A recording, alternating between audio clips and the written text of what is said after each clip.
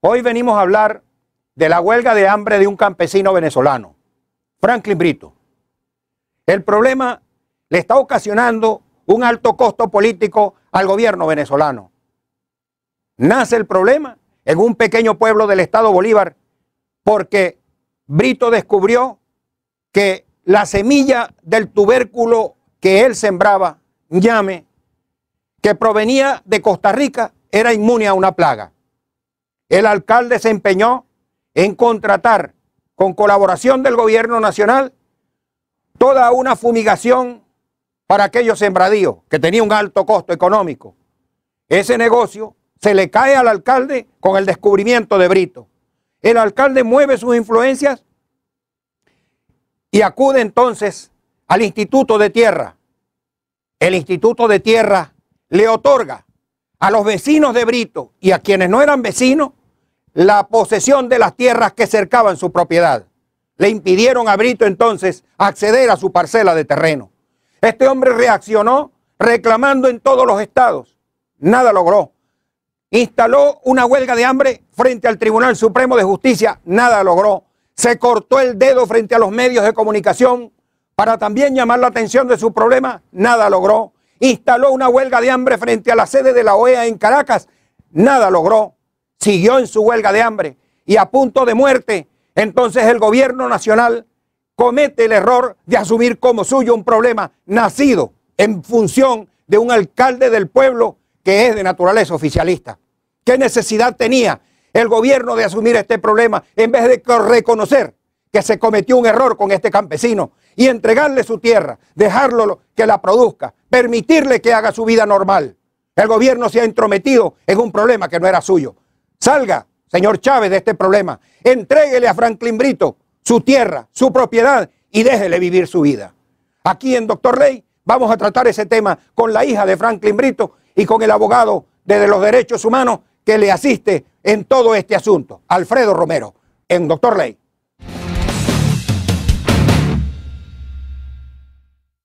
Estamos con Ángela Brito, hija de Franklin Brito, quien, como toda Venezuela sabe, está en huelga de hambre.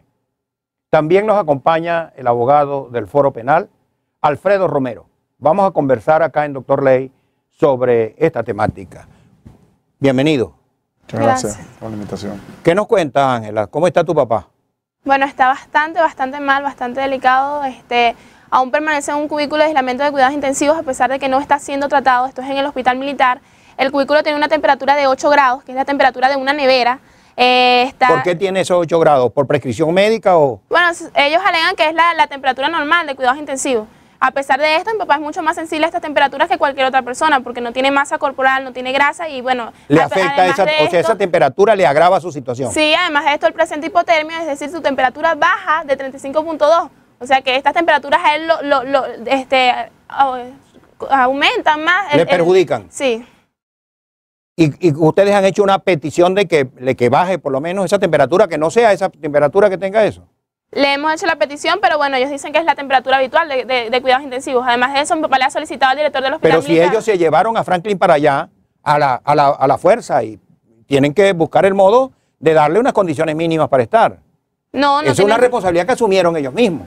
Claro, y no le han brindado ningún tipo de apoyo en este sentido, ni siquiera, además de eso lo mantienen aislado, las visitas son restringidas. O sea, está preso. Está preso. El amparo dice el gobierno que es para proteger su salud y su vida, ¿Cuál pero... amparo? ¿Cuál amparo? El amparo que lo mantiene recluido en el hospital militar. ¿Cómo es eso de un amparo? Un amparo es para amparar a alguien. Un amparo es para amparar a alguien, ahí está la contradicción. Un amparo es cuando una persona se ampara, o sea, por otra. O sea, hay un agraviado y debe haber un agraviante. En este caso hay un agraviado pero no hay agraviante. Entonces imagínate ahí la contradicción. Además que lo dicta un juez penal, que en todo caso no tiene competencia en esa área. En todo caso debió haberlo hecho un juez civil, y además lo solicita la Fiscalía, que no tiene competencia en el área civil tampoco, porque trabaja en los procesos penales. Alfredo, ¿qué me puedes decir tú del amparo?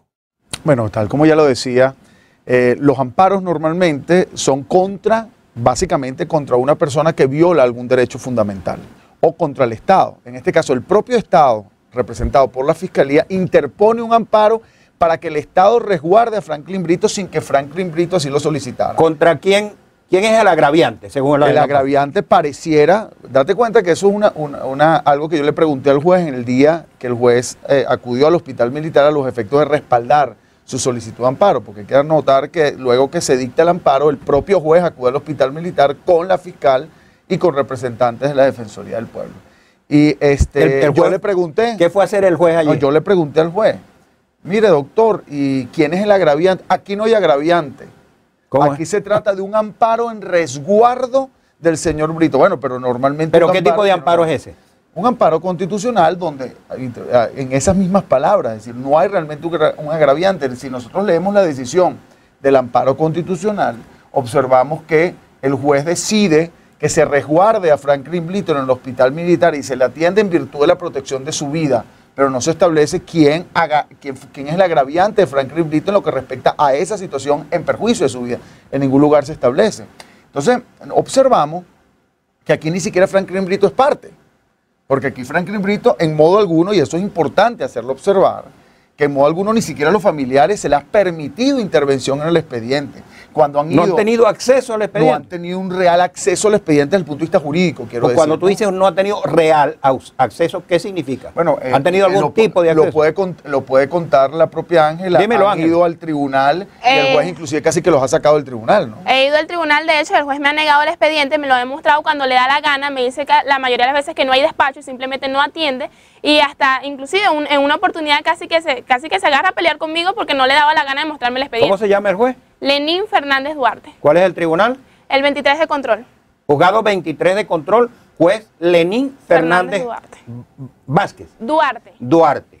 Entonces, él se ha resistido a mostrarles a ustedes, a los afectados, el expediente. Sí, eso exactamente. Ustedes han ido y han solicitado el expediente para revisarlo y para intervenir en él, me imagino. Sí, además de eso nos ha dicho, porque mi papá introdujo un documento haciéndole ciertas solicitudes con respecto a las evaluaciones psíquicas, y el juez le dice a mi papá en un comunicado que se abstenga de hacer ningún tipo de solicitud, porque lo tenía que hacer era a través de la fiscalía. O sea, que la fiscalía es la que es parte ahí, la que puede meter documentos, la que puede opinar y todo esto. Mi papá no es parte del expediente, a pesar de que el expediente tiene que ver con él. Alfredo, ¿cómo catalogas tú esto? Mira, como abogado. Aquí desde el punto de vista, esta situación hay que analizarla desde 3 puntos de vista, ¿no? Desde un punto de vista estrictamente personal, la situación personal que implica su tierra, su indemnización, su posesión adquirida a través de una carta agraria, desde el punto de vista legal y desde el punto de vista político.